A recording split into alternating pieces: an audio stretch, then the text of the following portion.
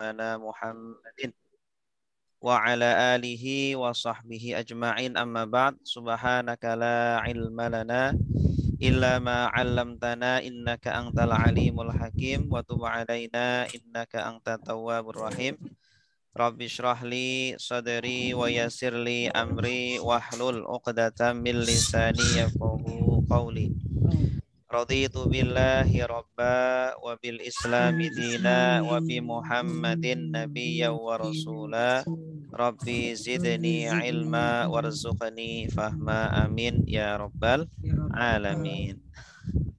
Bapak Ibu yang dimuliakan Allah, alhamdulillah kita masih diberikan kesehatan, diberikan umur oleh Allah Subhanahu wa taala. Mari di pagi yang cerah ini kita mulai majelis kita dengan membaca doa. Silakan diikuti. Bismillahirrahmanirrahim. Bismillahirrahmanirrahim. Allahumma inna nas'aluka ilman nafi'a wa rizqan halalan tayyiba wa amalan mutaqabbala Allahumma inna nas'aluka fahman nabiyyina wa hifdzal mursalina wa ilhamal malaikati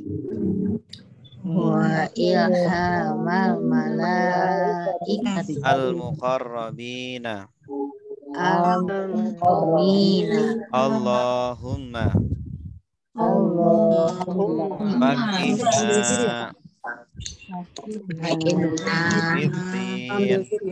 fiddin wa 'allimna at-ta'wil. Baik Bapak Ibu yang dimuliakan Allah, insyaallah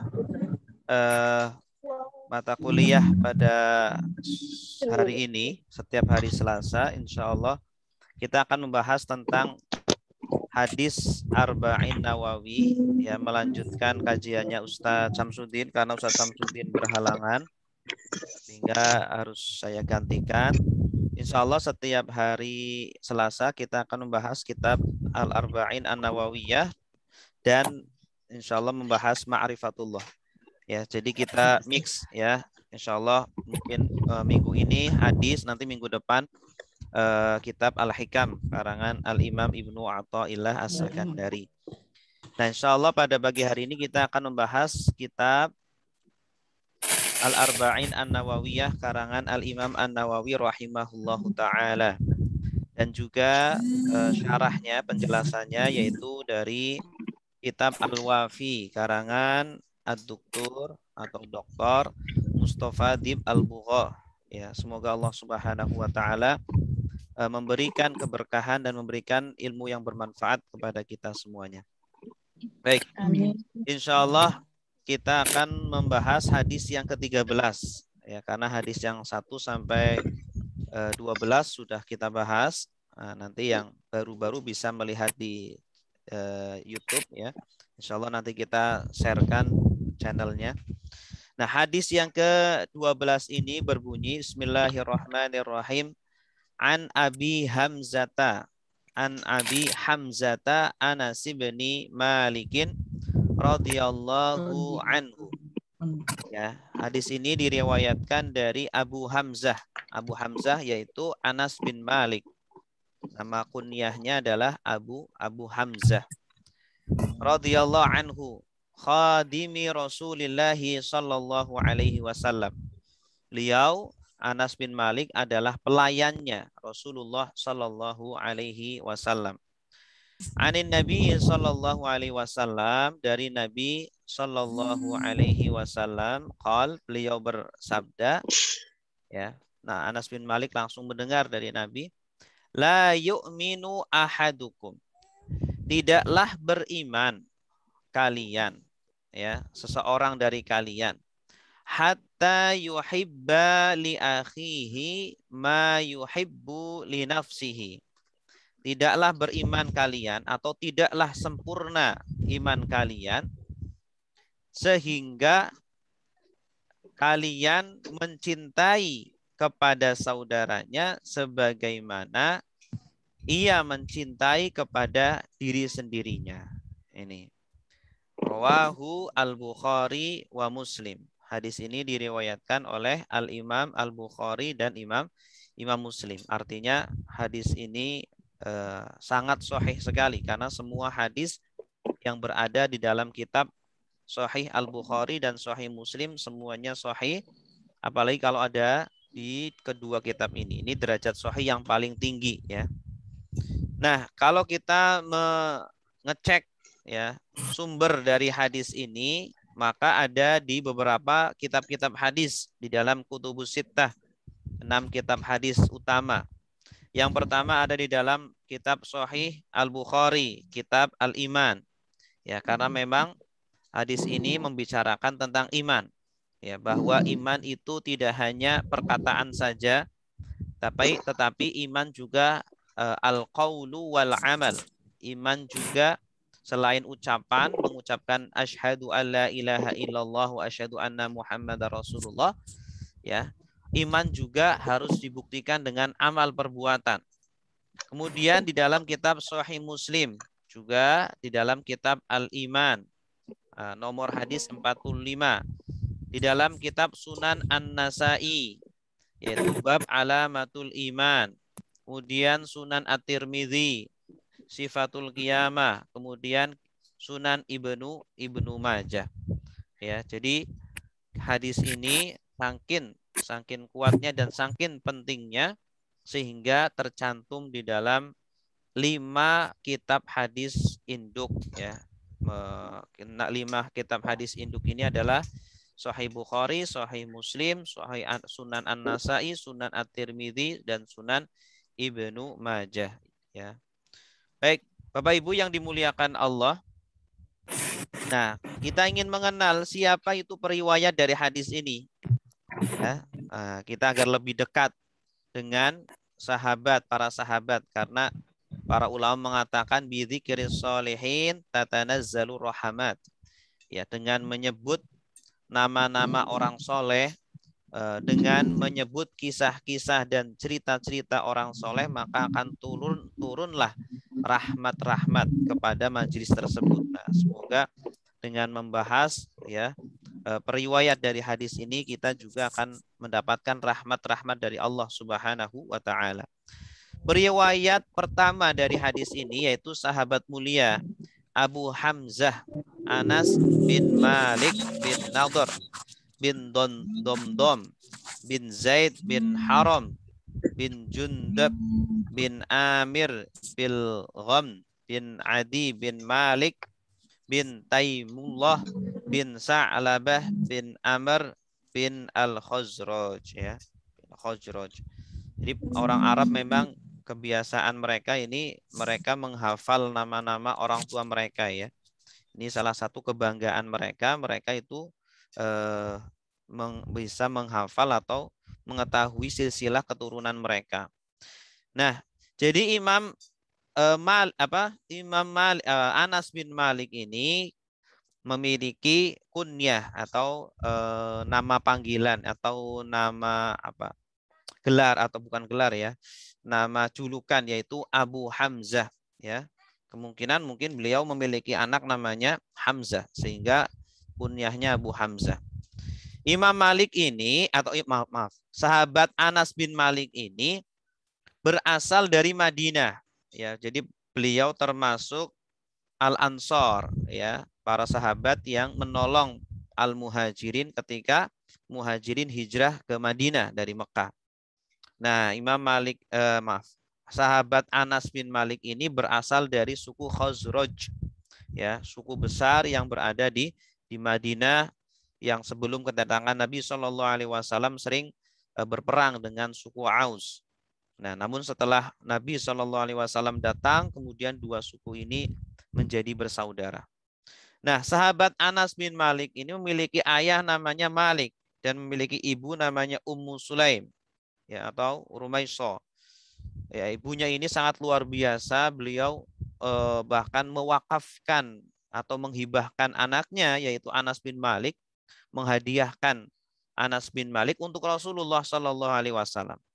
Jadi kisahnya ketika para sahabat muhajirin datang dari Mekah ke Madinah berhijrah, orang-orang Madinah ini senang sekali dan banyak memberikan hadiah kepada Rasulullah Shallallahu Alaihi Wasallam, ya, dan juga para sahabat-sahabat yang lainnya. Nah, ibunda dari Anas bin Malik ini termasuk orang yang kurang kaya gitu ya, atau miskin, sehingga tidak memiliki hadiah apa-apa yang bisa diberikan kepada Rasulullah Shallallahu Alaihi Wasallam. Nah, beliau hanya memiliki anak yang masih kecil, yang usianya ketika itu sekitar 10 tahun. Jadi ketika Rasulullah Shallallahu Alaihi Wasallam berusia sekitar 50 tahun, ya, atau 53 tahun, Anas bin Malik ketika itu hanya berusia 10 tahun. Nah, kemudian ibunya ini karena saking cinta dengan Rasulullah Shallallahu Alaihi Wasallam dan ingin, ya, berkhidmat kepada Islam, akhirnya menghibahkan anaknya ini atau memberikan anaknya ini. Wahai Rasulullah, saya tidak punya apa-apa, yang kami punya adalah anak kecil ini, dan kami ingin anak ini menjadi pelayanmu wahai Rasulullah Shallallahu Alaihi Wasallam. Sehingga Rasulullah pun menerima. Kemudian Anas bin Malik kecil ketika itu melayani Rasulullah Shallallahu Alaihi Wasallam sampai Rasulullah wafat. Sehingga tidak heran kalau Anas bin Malik ini memiliki riwayat hadis yang sangat banyak, ya, karena memang beliau kesehariannya bersama Rasulullah Shallallahu Alaihi Wasallam. Nah, beliau meriwayatkan 2.286 hadis dari Rasulullah Shallallahu Alaihi Wasallam. Kenapa hadis ini la yu'minu ahadukum hatta yuhibba li akhihi ma yuhibbu li nafsihi, ya? Kenapa hadis ini dimasukkan ke dalam kitab Al-Arba'in An-Nawawiyah, ya? Di mana Al-Imam An-Nawawi ini tidak memasukkan hadis kecuali setelah pertimbangan yang sangat matang. Beliau hanya mencantumkan 42 hadis dari jumlah hadis yang berjumlah ratusan ribu hadis, ya. Tapi beliau menseleksi yang paling terbaik yang menjadi pokok ajaran Islam. Nah, ada pertimbangannya. Tentu Imam Nawawi memasukkan hadis ini ke dalam kitabnya Al-Arba'in An-Nawawiyah.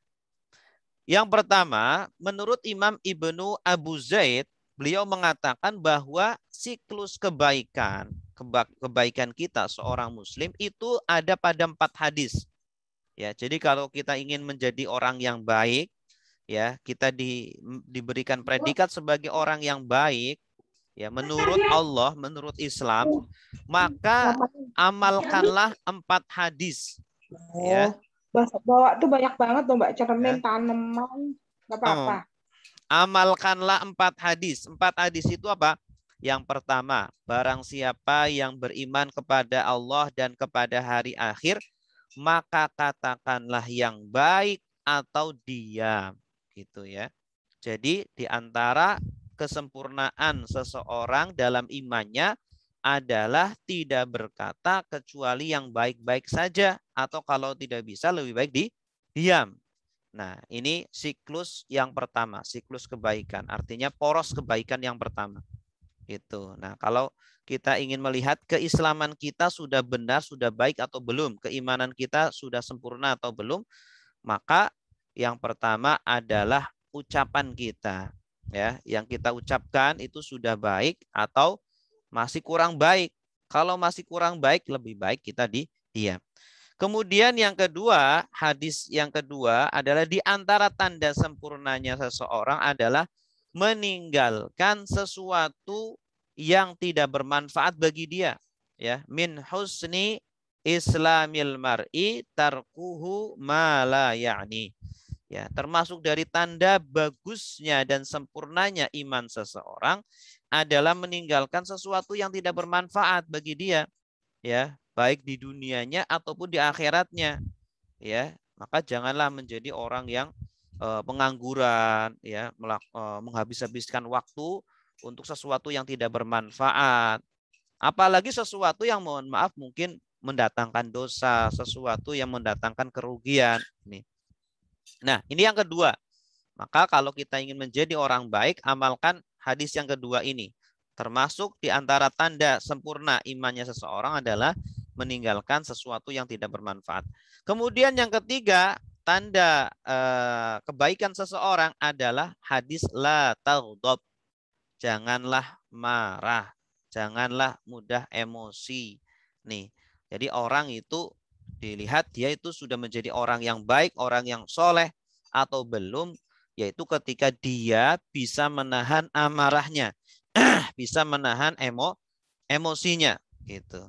Ya, dalam kondisi apapun dia bisa menahan amarahnya. Semakin dia bisa menahan, ya, dia bisa mengekang emosinya, itu menandakan semakin baik keislaman di dia. Kemudian hadis yang keempat adalah hadis ini yang membicarakan la yu'minu ahadukum hatta yuhibba li akhihi ma yuhibbu li nafsihi. Tidaklah sempurna keimanan kalian sehingga kalian mencintai untuk diri kalian sebagaimana mencintai kepada saudara kalian, atau mencintai sesuatu untuk saudara kalian sebagaimana kalian mencintai untuk diri kalian. Ya, kita mencintai kebaikan untuk diri kita. Kita menginginkan kita menjadi orang yang kaya, ya. Begitupun kita kepada orang lain agar semoga orang lain juga kaya. Kita menginginkan orang lain sehat, menginginkan diri kita sehat. Kita pun menginginkan orang lain juga sehat, menginginkan orang lain juga mendapatkan kebaikan-kebaikan sebagaimana kita menginginkan kebaikan itu untuk kita sendiri. Nah, inilah alasan yang pertama kenapa Al-Imam An-Nawawi memasukkan hadis ini ke dalam kitabnya Al-Arba'in An-Nawawiyah. Jadi pertimbangannya sangat tepat, ya. Kemudian yang kedua, Al-Imam Al-Jurdani mengatakan bahwa hadis ini termasuk dari dasar-dasar Islam, ya, pondasi-pondasi Islam. Jadi di dalam Islam itu ada pondasi-pondasinya, ada pokok-pokok ajarannya, ada juga cabang-cabang ajarannya, begitu. Nah, maka kita harus lebih memprioritaskan sesuatu yang pokok, sesuatu yang dasar daripada sesuatu yang cabang, begitu. Wah, justru kita seringnya bertengkar pada sesuatu yang cabang, sesuatu yang furu', ya, sehingga sesuatu yang pokok malah ya, mohon maaf yang audionya masih nyala, mungkin bisa dimatikan dulu, ya. Oke. Jadi ini termasuk pokok, ya, yaitu apa? Mencintai saudara kita, bersifat kasih sayang, lemah lembut kepada saudara kita. Ini termasuk pokok-pokok di dalam agama. Jangan sampai hanya karena permasalahan kunut tidak kunut, hanya permasalahan perbedaan jumlah rakaat tarawih, hanya perbedaan masalah cabang-cabang di dalam agama, kemudian kita bersifat kasar, ya, bersifat marah, bengis kepada saudara-saudara kita. Padahal bersifat lemah lembut, bersifat kasih sayang itu adalah pokok. Sedangkan dalam masalah perbedaan jumlah rakaat tarawih, kunut atau tidak kunut, itu adalah permasalahan cabang. Harusnya yang lebih diprioritaskan itu apa? Adalah yang permasalahan pokok atau dasar di dalam Islam. Baik, Bapak Ibu yang dimuliakan Allah, jadi inilah alasan kenapa Al-Imam An-Nawawi memasukkan hadis la yu'minu ahadukum hatta yuhibba li akhihi ma yuhibbu li nafsihi ke dalam hadis di dalam kitab Al-Arba'in An-Nawawiyah ini. Berikutnya, apa kandungan dari hadis ini? Ya, tidaklah beriman kalian sehingga kalian mencintai kepada kepada saudara kalian sebagaimana kalian mencintai kepada diri kalian. Yang pertama, hadis ini mengandung persatuan dan kasih sayang. Ya, ini adalah dua hal yang tidak bisa dipisahkan.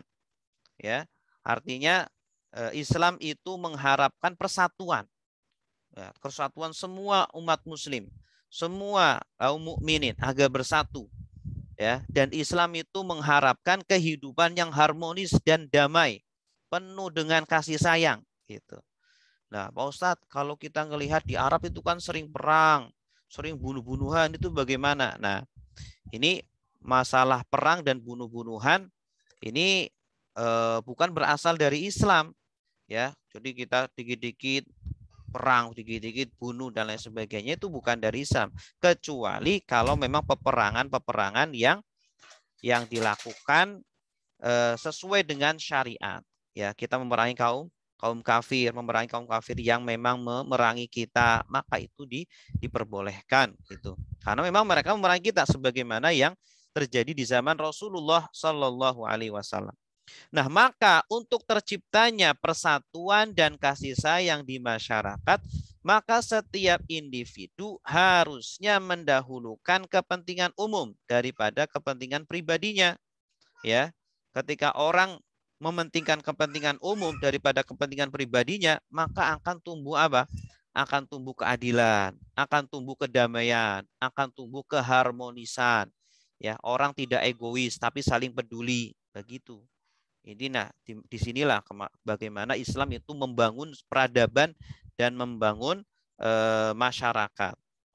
Ya, semua ini tidak terrealisasi, keadilan dan kedamaian tidak akan terrealisasi kecuali kalau setiap itu mengharapkan kebaikan bagi orang lain.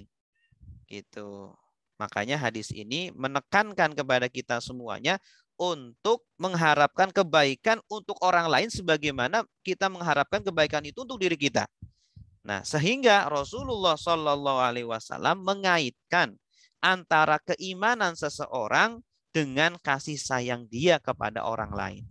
Ya, artinya semakin orang memiliki kasih sayang kepada orang lain, kepada makhluk lain, bahkan kepada hewan, bahkan kepada tumbuhan, bahkan kepada muslim, ya, itu pun harus ada kasih sayang. Kata Rasulullah, ar-rahimuna yarhamuhumur rahman. Orang-orang yang suka mengasihani, suka memberikan kasih sayang kepada siapapun, baik dengan materi ataupun non materi, maka akan dikasihi oleh Allah Subhanahu wa taala yang Maha Pengasih. Irhamu man fil ardi yarhamkum au yarhamukum man fis sama. Maka kasihanilah ya orang-orang yang ada di bumi, makhluk-makhluk yang ada di bumi, maka niscaya penduduk langit akan mengasihi kalian semuanya. Gitu. Inilah kandungan yang pertama. Kemudian kandungan yang kedua dari hadis ini adalah apa? Kesempurnaan iman, ya. Orang ingin sempurna imannya karena iman itu kan bertingkat-tingkat, berlevel-level, ya. Nah, kalau kita ingin sempurna imannya, ada beberapa hal yang harus dilaksanakan, yang harus dilakukan oleh kita. Ya. Kalau memang kita ingin imannya itu 100% full gitu ya. Yang pertama, mencintai kebaikan untuk saudaranya. Ya, kita harus mencintai ketika saudara kita mendapatkan kebaikan.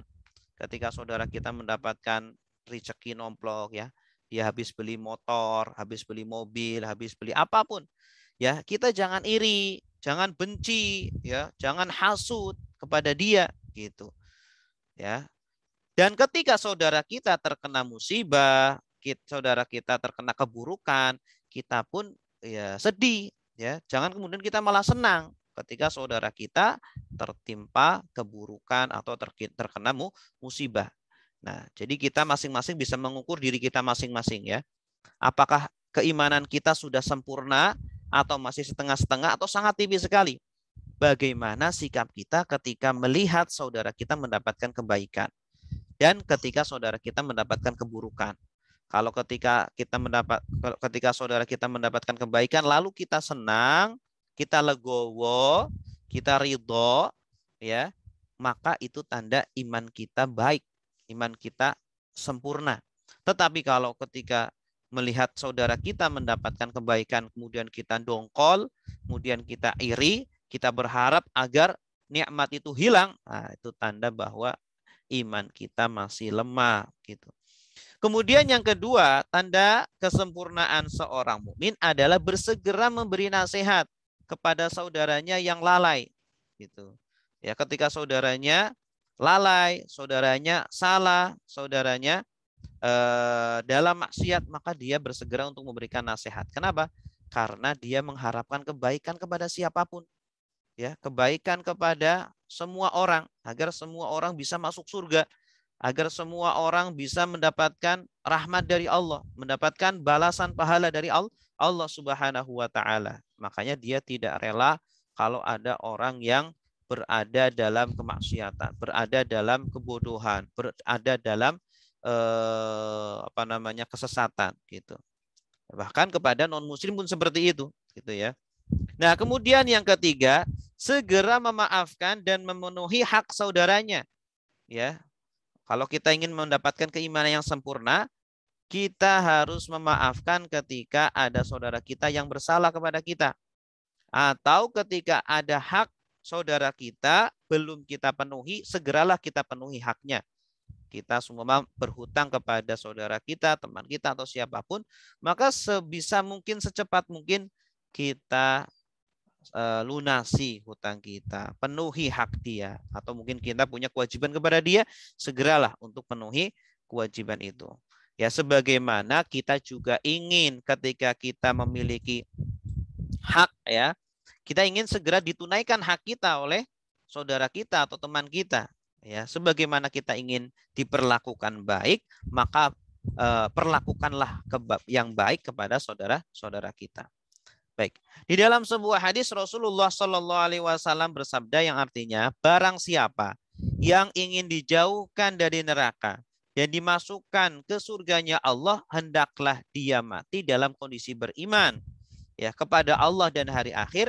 Dan yang kedua, hendaklah dia mendatangi orang-orang yang dia suka untuk datangi. Gitu. Artinya apa? Menjalin silaturahmi. Ya, kita biasa untuk silaturahmi kepada orang tua, kepada kakek, nenek, kepada keluarga-keluarga, sanak famili, kepada teman-teman. Biasa kita menjalin silaturahmi. Nah, maka kalau kita ingin meninggal dalam kondisi husnul khotimah, dalam kondisi dijauhkan dari neraka dan dimasukkan ke dalam surga, jaga perbuatan baik itu. Ya, jaga silaturahmi itu. Kita biasa silaturahmi terus lanjutkan sampai kita meninggal. Kalau bisa anak kita kemudian melanjutkannya. Ya. Kemudian yang ketiga, nilai lebih seorang muslim. Ya, seorang muslim ini dia itu bertingkat-tingkat. Ada nilai lebih. Dia akan mendapatkan nilai lebih dari Allah Subhanahu wa taala. Yaitu ketika dia memiliki keimanan yang sempurna. Di antara bentuk kesempurnaan iman itu adalah berharap kebaikan untuk orang lain, ya, berharap kebaikan untuk orang lain, baik orang lain itu muslim ataupun non muslim. Nah, jadi tidak hanya kepada muslim saja kita berbuat baik, ya, jangan mentang-mentang wah ini kan kafir, ini kan non muslim, nggak apa-apalah, saya nggak usah tolong dia. Ada orang tertabrak di tengah jalan, oh kamu agamanya apa? Jangan ditanya dulu agamanya, udah langsung tolong saja. Jangan kemudian tanya dulu agamanya, kalau muslim ditolong, kalau non muslim nggak ditolong. Nah, ini salah. Ya, mau agamanya muslim atau tidak, ya, ini masalah kemanusiaan, maka bantulah mereka, tolonglah mereka. Maka di antara tanda kesempurnaan seorang muslim adalah dia menginginkan kebaikan kepada siapapun, baik orang muslim ataupun non muslim. Nah, kepada orang non muslim kita berharap, ya, dia juga bisa masuk Islam, dia bisa merasakan manisnya iman, dia bisa masuk surga bersama kita kelak. Amin. Kemudian yang kedua, Rasulullah Shallallahu Alaihi Wasallam bersabda yang artinya, cintailah kebaikan untuk orang lain. Ya, cintailah kebaikan untuk orang lain, sebagaimana kamu mencintainya untuk dirimu. Niscaya kamu akan menjadi muslim yang baik, gitu ya. Kalau kita ingin menjadi muslim yang baik, muslim yang soleh, soleha, muslim yang bermanfaat, maka cintailah kebaikan untuk orang lain sebagaimana kita mencintainya untuk diri kita sendiri. Berikutnya Bapak Ibu yang dimuliakan Allah, Kandungan yang keempat, berlomba untuk kebaikan. Nah, ini hadis ini juga memotivasi kita untuk berlomba-lomba dalam kebaikan. Ya, orang yang berlomba-lomba dalam kebaikan, dalam sholat, dalam puasa, membantu orang lain, ya, menolong orang lain, ya, ini juga tanda kesempurnaan iman. Ya, tidak hanya hablum minallah saja, tetapi juga hablum minannas. Kepada tetangga, kepada teman kerja, kepada sanak famili, ya. Kita berbuat baik, berlomba-lomba berbuat baik kepada mereka, menggalang dana, itu semuanya adalah tanda kesempurnaan iman kita. Karena seorang mukmin yang ingin memiliki keimanan dan ketakwaan seperti orang yang lebih soleh, ya. Ketika ada orang menginginkan dia itu lebih takwa atau lebih bertakwa, lebih beriman daripada seseorang gitu ya. Semua kita melihat ada orang soleh banget ya, ada ulama. Kemudian kita ingin seperti dia. Apakah itu dikatakan iri atau hasud atau dengki? Tidak, itu tidak dikatakan iri. Ya, kenapa? Karena dalam hal kebaikan, dalam hal akhirat itu diperbolehkan. Sebagaimana di dalam surah Al-Mutaffifin ayat 26. Ya, Allah Subhanahu wa taala berfirman, wa fi dzalika falyatanafasil mutanafisun. Dan untuk yang demikian itu hendaklah orang berlomba-lomba dalam masalah kebaikan, berlomba-lombalah. Itu ya. Kita iri ketika saudara kita bisa berbuat baik lebih, berbuat baik ya secara istiqomah. Kita iri, sehingga iri tersebut kita realisasikan dengan cara apa? Kita berusaha untuk bisa seperti dia gitu. Nah, itu iri yang diperbolehkan atau dinamakan ghibthah. Kemudian yang kedua, Rasulullah Shallallahu Alaihi Wasallam juga bersabda yang artinya tidak boleh ada hasad, tidak boleh ada dengki, kecuali dalam dua hal. Ya, ini iri dan hasad yang diperbolehkan, yaitu apa? Orang yang diberi nikmat oleh Allah Subhanahu Wa Taala, nikmat Al-Quran, dia bisa membaca Al-Quran atau mungkin dia hafal Al-Quran, lalu dia membacanya siang dan malam. Masya Allah, ya. Walaupun mungkin dia dalam kondisi bekerja, dalam kondisi kerumunan banyak orang ya, dalam kesibukan-kesibukan seharinya, tetapi dia selalu menyempatkan untuk membaca Al-Quran siang dan malam, gitu ya. Nah, ini boleh kita iri kepada orang yang seperti itu, boleh ya. Irinya apa? Dengan cara kita meniru seperti yang dia lakukan. Kemudian yang kedua, orang yang diberi harta banyak, ya. Orang yang diberi harta yang banyak, lalu orang tersebut menginfakkan siang dan malam hartanya itu. Tiap hari dia infakkan, siang infak, malam infak, terus. Nah, kita iri kepada orang yang seperti itu. Nah, ini iri yang diperbolehkan di dalam agama. Gitu. Kemudian yang kelima, keimanan menciptakan masyarakat mulia, ya, dan berwibawa. Orang semakin beriman, seharusnya masyarakatnya semakin mulia dan berwibawa, begitu ya. Jangan malah kebalikannya, orang semakin rajin beragama, rajin beribadah, kok malah semakin terpuruk ya kondisinya. Tidak, kebalikannya, justru agama ini mendorong manusia untuk menjadi semakin mulia dan semakin berwibawa. Yang pertama, jika setiap muslim menginginkan kebaikan untuk orang lain, maka akan tercipta masyarakat yang saling mencintai. Ya, orang kalau sudah saling mencintai kan luar biasa. Ajaran apa itu? Ajaran luar biasa sekali ya. Semakin mencintai maka akan semakin mulia, tidak saling menghina, tidak saling sikut kanan, sikut kiri ya. Kemudian injak bawah, tidak. Orang itu semakin mulia, kemudian berwibawa. Ya, kemudian kalau umat muslim bisa menerapkan akhlak yang seperti itu, maka dia akan diberikan kekuasaan oleh Allah Subhanahu wa taala di dunia ini. Sebagaimana yang terjadi di zaman Rasulullah Sallallahu Alaihi Wasallam dan zaman sahabat, ketika kaum muslimin menerapkan Al-Quran dan menerapkan ajaran-ajaran Islam, maka Allah berikan kepemimpinan kepada kaum muslimin, sehingga kaum muslimin bisa menguasai dunia gitu. Kemudian yang kedua, Rasulullah bersabda yang artinya Orang mukmin itu dalam kasih sayangnya itu seperti satu tubuh gitu. Kita seluruh umat muslim yang jumlahnya sekitar 2 miliar itu seperti satu tubuh. Jika ada satu anggota tubuh yang sakit, maka anggota tubuh yang lain akan merasakan demam dan susah tidur gitu. Nah, ini seorang muslim yang sejati itu seperti itu ketika melihat saudaranya dalam kondisi keterpurukan, dalam kondisi kesusahan, nah kita juga merasakan kesusahan itu sehingga timbullah rasa simpati, kemudian membantu ya, memberikan apa yang bisa bermanfaat kepada mereka gitu. Baik. Bapak Ibu yang dimuliakan Allah, kemudian yang keenam, egois sama dengan lemah iman. Orang semakin egois, semakin tidak peduli, nah ini menunjukkan kelemahan iman dia. Ya, jika keimanan tidak ada, maka kasih sayang pun hilang. Gitu. Orang semakin dia itu kasar, bengis, ya, maka menunjukkan keimanannya itu semakin melemah, bahkan bisa hilang. Gitu. Sebagai gantinya, maka akan ada kedengkian. Ya, akhirnya dia itu mudah untuk menipu, untuk korupsi, mendominasi di masyarakat, menguasai, ya, mencuri, memeras, menzalimi, itu sudah biasa. Ya, mereka melakukannya tanpa rasa kasih sayang. Tetapi kalau ada iman di dalam hatinya sehingga dia itu memiliki kasih sayang gitu, maka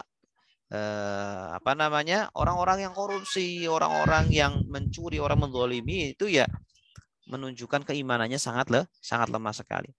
Dan keimanan itu bisa bertambah dan bisa berkurang.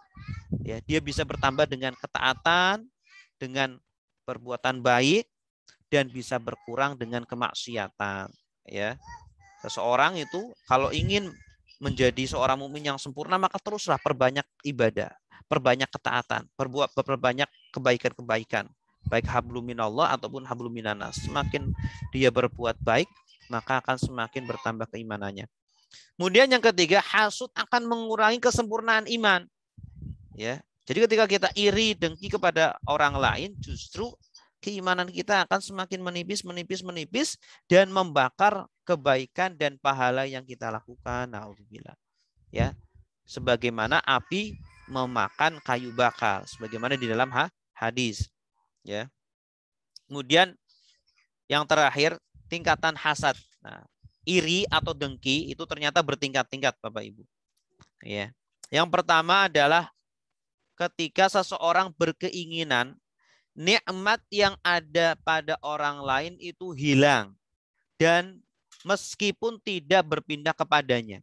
Ya, punya kalau melihat orang itu mendapatkan kenikmatan, hawanya itu panas, ya, hawanya itu ingin nikmat itu tuh hilang, udah, apakah itu kecurian atau bagaimana, pokoknya hilang dari orang lain.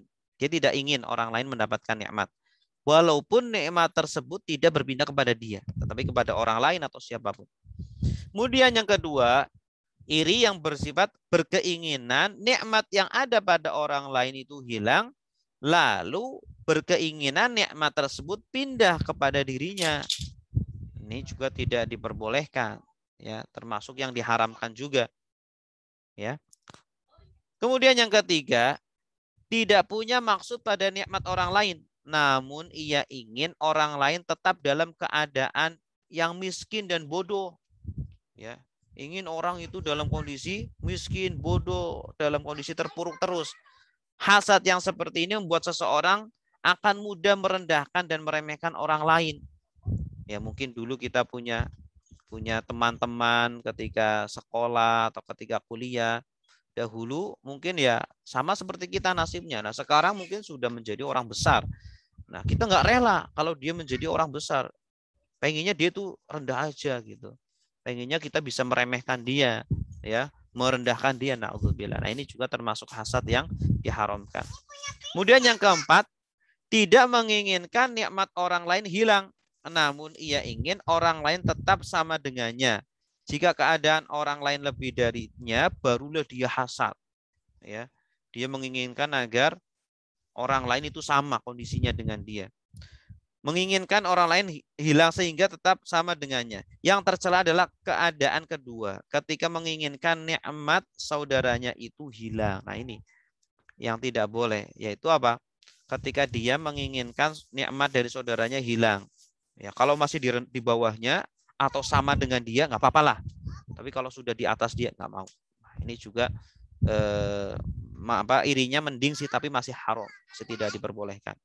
Dan yang terakhir adalah menginginkan yang sama dengan orang lain tanpa menginginkan nikmat orang lain itu hilang. Kita ngelihat orang seumpama kaya gitu ya. Kita ingin kaya juga. Kemudian kita berusaha menjadi kaya. Boleh enggak? Boleh, seperti itu silakan. Apalagi dalam masalah agama, masalah akhirat itu lebih-lebih dibolehkan lagi ya.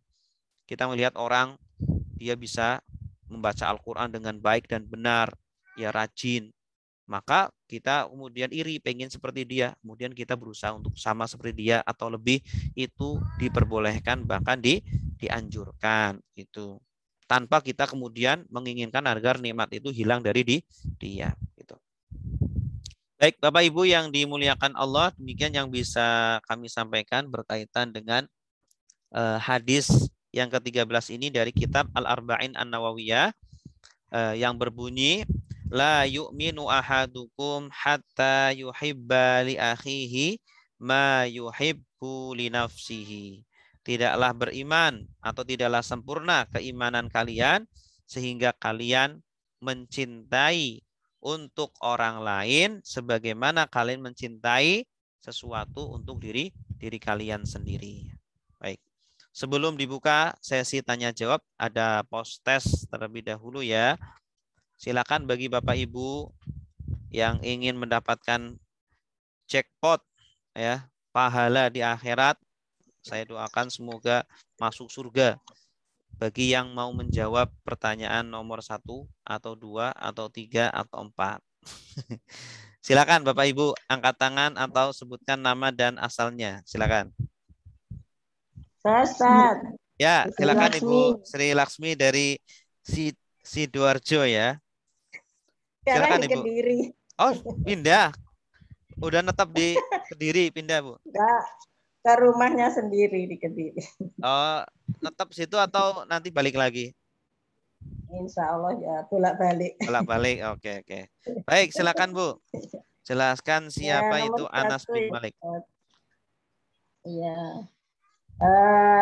Bismillahirrahmanirrahim.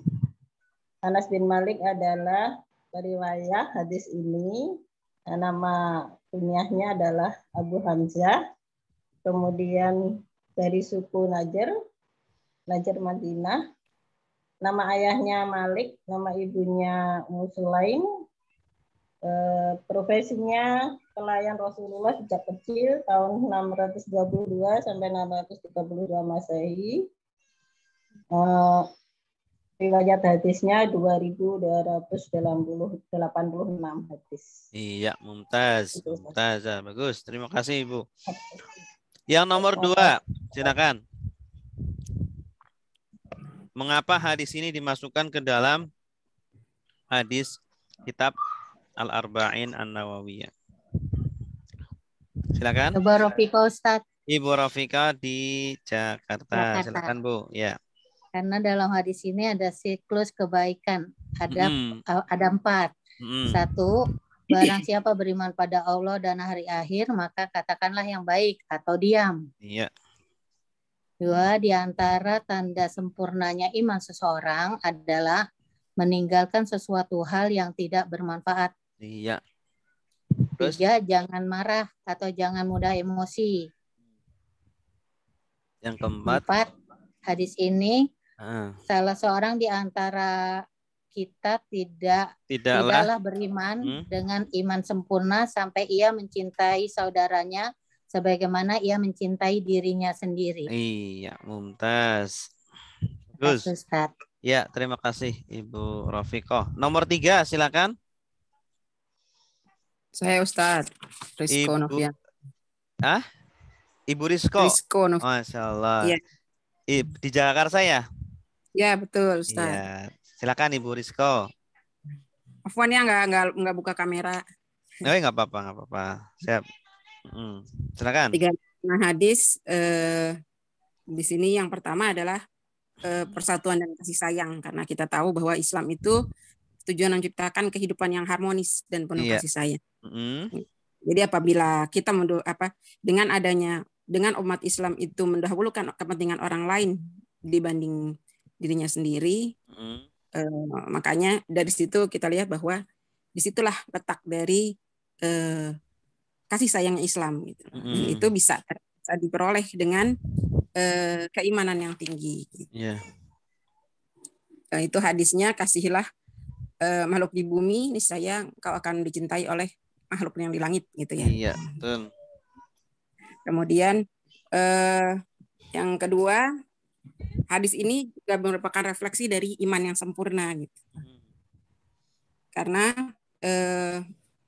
kesempurnaan itu bisa diperoleh apabila kita mencintai kebaikan untuk saudaranya seperti kita mencintai diri sendiri, atau sebaliknya gitu, kita membenci keburukan untuk saudara kita sebagaimana kita membenci keburukan itu datang kepada diri kita sendiri. Iya, bagus. Yang ketiga, itu kan ada 6 ya, 3 aja ya yang disebut. Ya, 3 aja.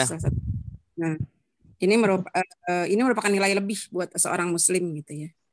Karena pada saat kita bisa memperlakukan orang lain, mengharapkan orang lain itu mendapatkan kebaikan seperti kita mengharapkan kebaikan kepada diri kita sendiri, bahkan bisa kita berbuat baik bukan hanya kepada Muslim tapi juga non-Muslim. Dari situ itu refleksi bahwa itulah keimanan kita yang baik gitu. Iya. Mumtaz, terima kasih Ibu Rizko. Nomor 4, silakan sebutkan 5 tingkatan hasad.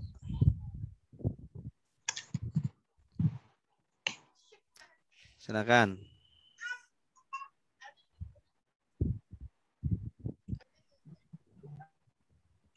Silakan. Ibu Heni. Ya, Masya Allah. Tingkatan hasad itu yang pertama bisa suatu keinginan nikmat yang ada pada orang lain tidak hilang atau berpindah kepada dirinya sendiri. Kemudian suatu keinginan nikmat yang ada pada orang lain itu juga yang pertama hilang dan tidak pindah kepada dirinya. Pokoknya hilang aja gitu ya. Iya, Ustaz. Kemudian kedua, tidak ada suatu maksud pada nikmat orang lain dalam suatu keadaan yang miskin atau bodoh. Jadi kayak kita pengen, jadi kita ingin orang lain itu tidak dalam keadaan yang miskin gitu loh, Ustaz. Enggak begitu paham. Maksudnya yang ketiga, orang tidak lain mempunyai dalam kondisi pada nikmat orang lain. Tetap dalam kondisi miskin atau bodoh gitu ya. Kemudian kita menginginkan nikmat orang lain hilang. Betul, menginginkan nikmat orang lain hilang. Namun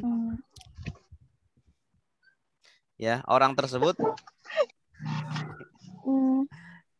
tetap sama. Namun orang tersebut tetap sama dengan adanya gitu. Dengan kita ya. Pokoknya nggak mau dilebihin lah. Nggak boleh ada yang lebih dari dia gitu. Pokoknya dia yang paling pintar. Nggak boleh ada yang nyaingi. Nggak boleh ada yang nyaingi. Nggak mau disaingin. Nggak mau disaingi gitu. Oke. Terima kasih Ibu Heni di Sleman. Maaf ya, Ibu Lia nggak ada. Ibu Lia mana Bu Heni? Nggak hadir. Kurang tahu Ustadz. Mungkin sedang sibuk. Siap. Ya. Oke, terima Di kasih. Jakarta, saya di Jogja. Iya. Terima kasih Ibu Heni dan semuanya yang sudah menjawab, dan Bapak Ibu yang tidak menjawab, semoga menjawab sendiri-sendiri ya. Baik, ada pertanyaan silakan sebelum kita akhiri. Ada Ustadz. Silakan Ibu Lia ya. Nina. Ibu Nina di Depok, silakan. Afwan Ustadz, saya mau tanya untuk yang tingkatan hasad itu yang kelima, menginginkan sama dengan orang lain tanpa menginginkan nikmat orang lain hilang. Ini disebut ghibthah, boleh. Kenapa dimasukkan ke tingkatan hasad ya? Hasad yang diperbolehkan. Oh, hasad yang diperbolehkan. Iya. Ada ya? Ada, ya itu sih tadi. Ghibthah. Nama istilahnya ghibthah. Nah, istilahnya ghibthah. Nah, ini tingkatan hasad yang diperbolehkan. Jadi kalau kita berbicara hasad, kalau yang haram-haram saja berarti ini nggak dimasukkan. Tapi kalau mau secara umum berarti ini dimasukkan. Ini tingkatan yang diperbolehkan, yaitu ketika kita menginginkan diri kita sama atau lebih dari orang lain, tetapi tanpa memiliki keinginan nikmat tersebut itu hilang dari orang lain.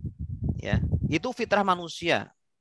Manusia itu memiliki keinginan yang seperti itu tuh fitrah manusia, sehingga fitrah manusia itu kan sesuatu yang tidak bisa kita kuasai.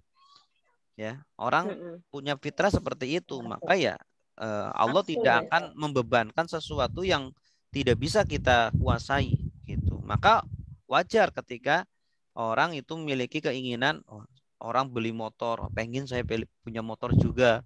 Orang jalan-jalan ke luar negeri, dia pengen juga jalan-jalan, itu kan fitrah manusia kan. Nah, maka ketika menjadi fitrah, nggak mungkin Allah mengharamkan sesuatu yang fitrah gitu, yang tidak ada kuasa kita di dalamnya gitu. Yang tidak boleh adalah ketika kita mengharapkan nikmat itu hilang dari orang lain, ya. Iya. Kemudian kita curi barang tersebut atau bagaimana lah gitu. Itu yang tidak boleh. Jadi ini bersaingnya halal ya? Boleh, iya. Bersaing tapi dengan cara yang sehat, betul, cara yang halal itu boleh, silakan. Iya, baik Ustaz, syukur. Nanti masuknya dalam apa? Dalam fastabiqul khairat. Fastabiqul khairat. Berlomba-lomba dalam kebaikan, itu boleh. Itu. Ada lagi? Silakan. Afwan Ustadz, izin bertanya. Ya, Ibu siapa di mana? Seni di Bandung, Ustadz. Ibu Seni di Bandung, silakan. Ustadz, ini untuk poin yang iman yang sempurna itu kan ada yang memberi nasihat kepada saudaranya yang lalai. Itu misalnya nih Ustadz kayak yang lalai, contoh lalai misalnya ada seseorang yang dia buka tutup jilbab ya Ustadz, buka tutup kerudung gitu, jilbab. Terus saya ingin sekali menasehati gitu, karena kan memang amar ma'ruf ya Ustadz gitu, dan kita juga berharap karena Allah gitu, karena sayang sama dia juga gitu. Tapi gimana ya caranya, karena mungkin pertama usia lebih tua, terus gitu takut dianggap sok soleh gitu. Apa yang harus dilakukan? Apa cukup mengingkari saja dalam hati Ustadz untuk apa yang dilakukannya? Syukron Ustadz. Man ra'a minkum munkaran falyughayyirhu biyadi fa illam yastati' fa bilisani fa illam yastati' fa biqalbi. Barang siapa yang melihat kemungkaran, maka rubahlah dengan tangan kita. Ya, kalau kita sanggup, rubah dengan tangan kita. Sumpama anak kita ya tidak pakai jilbab, kita rubah dengan langsung kita pakaikan. Nah, kalau kita tidak sanggup, sumpama orang lain, nggak mungkin kan, tetangga kita nggak pakai jilbab, kita pakein langsung jilbab. Tiba-tiba kita pakein, ya kan nggak mungkin. Maka setidaknya dengan lisan, ya kita sampaikan dengan yang lembut, ya kita sampaikan pelan-pelan. Gitu. Kalau kita sudah sampaikan tetap saja tidak berubah, maka dengan hati kita dengan mengingkari bahwa perbuatan itu saya tidak ikut-ikutan lah istilahnya. Artinya saya tidak setuju gitu. Tapi di dalam hati kita. Kalau sudah, ya sudah, berarti kewajiban kita sudah gugur gitu. Itu, Bu. Baik, Ustadz. Tentu ketika kita menyampaikan pun ya harus dengan cara yang bijak, dengan cara yang halus. Ya mungkin jangan dalam kondisi terlalu serius, ya mungkin dalam kondisi bercandaan, mungkin jilbabnya mana gitu, mungkin kita candain atau gimana. Itu secara tidak langsung kan menyindir dia, tapi dengan cara yang halus gitu.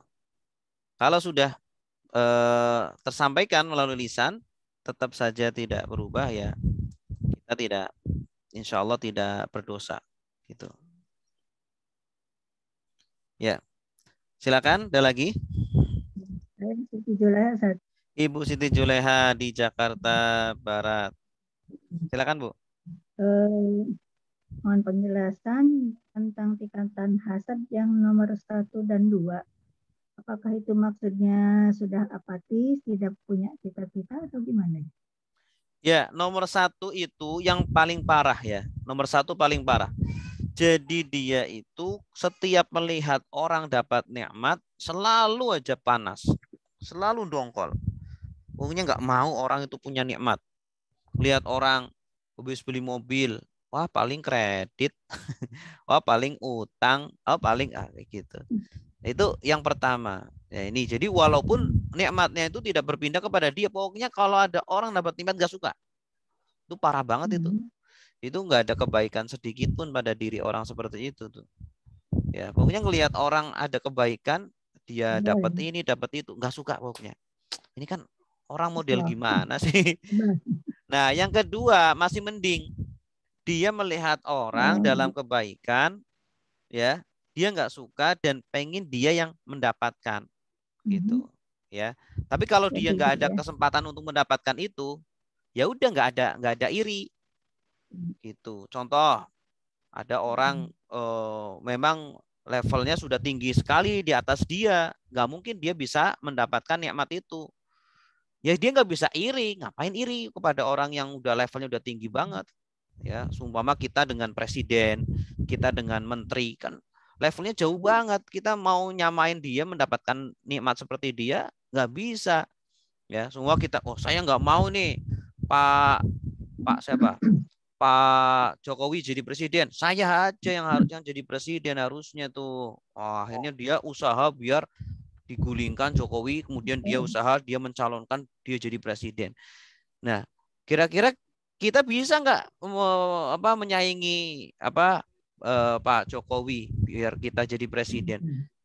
Kalau pikiran kita nggak nyampe ke situ, kan orang yang kedua ini, model orang yang kedua, nggak mungkin kemudian dia iri dengan presiden. Kenapa? Karena dia sadar diri, level dia terlalu rendah untuk bisa menyaingi. Nah ini masih mending, iri yang kedua ini masih mending daripada yang pertama itu. Nah kemudian yang ketiga ini makin rendah lagi, ya. Dia itu ketika melihat orang, pengennya itu di bawah dia, gitu. Tidak punya maksud. Dia ada teman mau punya motor gitu, dia sudah punya mobil, sudah punya rumah. Ada orang punya motor, asalnya punya sepeda. Dia nggak iri, nggak apa-apa punya motor, kan masih di bawah saya. Kemudian temannya lagi beli mobil seumpama, mobilnya mungkin di bawah dia, seumpama mobilnya murah gitu. Dia di dalam hatinya nggak apa-apa, mobilnya masih di bawah saya. Mobil saya kan sudah mobil yang mahal-mahal, mobil Eropa gitu kan. Nah kemudian ketika dia orang lain masih di bawah dia belum iri. Nah ketika orang lain sudah mulai di atas dia baru mulai iri. Nah ini tingkatan yang ketiga gitu. Jadi kok haram, Ustaz? Iya masih haram juga, masih tidak boleh juga seperti itu, masih tidak boleh juga. Jadi nggak boleh ada timbul rasa apa-apa gitu ya? Iya. Betul. Tapi kalau masih perasaan saja, Ibu, masih perasaan di dalam hati, belum dikeluarkan dalam bentuk ucapan ataupun tindakan, itu belum haram. Tapi itu baru warning, baru lampu kuning. Ya. Kalau baru kita semua gitu. Iya, baru perasaan di dalam hati itu belum dosa, itu masih lampu kuning.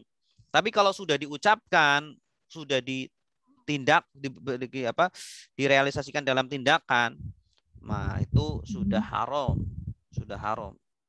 itu. Karena dalam sebuah hadis kan dijelaskan barang siapa yang berniat kebaikan lalu dia tidak jadi melakukannya, maka dia mendapatkan satu kebaikan. Dan barang siapa yang berniat berbuat keburukan di dalam hatinya, namun dia tidak jadi melakukannya, maka dia tidak mendapatkan apa-apa. Gitu. Wallahu a'lam bishawab. Iya, sama-sama.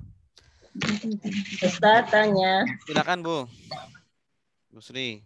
Kalau misalnya yang punya rasa hasad itu saudara, kebetulan saudara lebih tua, dan itu kebetulan saya alami. Terus sikap kita bagaimana, Ustaz? Kalau bisa kita tidak menampakkan nikmat-nikmat kita, ya. Kalau kita tidak menampakkan nikmat kita, kemudian kita memperbanyak memberi hadiah kepada dia. Karena Rasulullah kan bersabda tahadu tahabu. Salinglah kalian memberikan hadiah, maka kalian saling mencintai gitu. Kasih hadiah apa? Terus kasih hadiah. Kemudian berbuat baiklah kepada dia, orang yang seperti itu.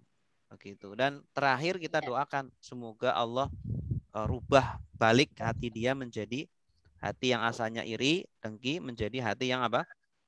Hati yang baik gitu. Wallahu a'lam.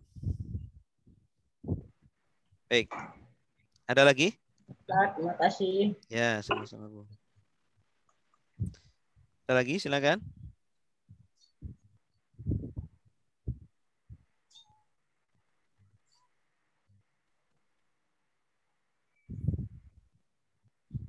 Baik, kalau tidak ada, alhamdulillahirabbil alamin.